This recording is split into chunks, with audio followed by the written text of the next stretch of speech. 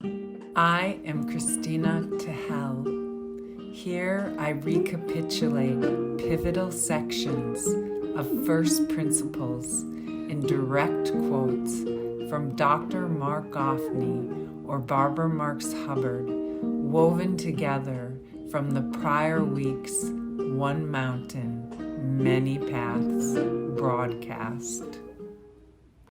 Desire, need, and evolution. We are the voice of the future, seen with God's eyes, the path and practice of evolutionary love.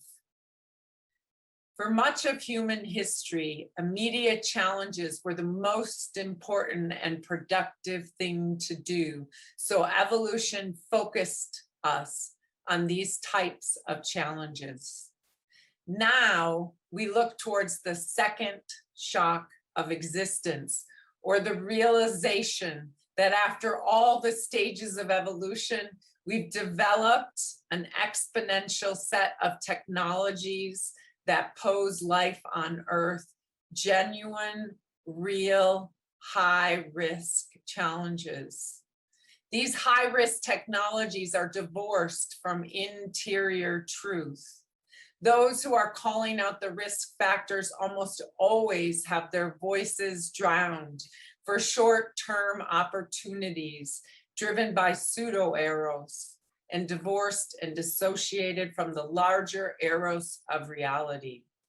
There is a huge gap between interior and exterior technologies, between genuine social, spiritual technologies and a runaway techplex poised between utopia and dystopia. We want to turn away. The hardest thing to do is to not turn away. There's got to be a shift that can only be caused by a shift in evolutionary thinking towards evolutionary love, a democratization of greatness. The future turns to us. The past and the future is focused on these decades, on this period of time, on us. We are the voice of 1 trillion generations of human beings. For whatever reason, a set of circumstances in our life or the intention of reality, we are called to take a seat at the table of history. We allow ourselves to go with God through quarks, being attracted to quarks, electrons to electrons, protons, and cells. We feel the allurement as the center and source of the multi-billion years of the Big Bang. To be able to see the connections, to not dissociate from the whole, and to know that the whole lives in us and the whole needs us. To be a lover, to be an evolutionary communion, to open our eyes and perceive love as a perception.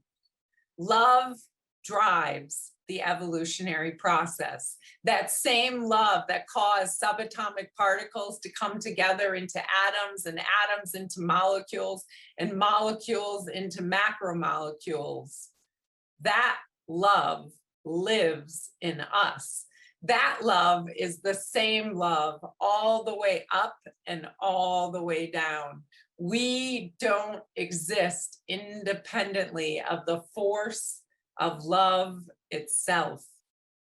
The world is filled with outrageous beauty, and the world turns to us and says, protect me.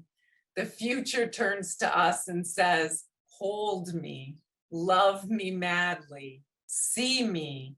The evolutionary lover sees with God's eyes, steps out of narrow perspectives, takes an evolutionary perspective. The divine is more personal than anything. To love is to see the future in front of us.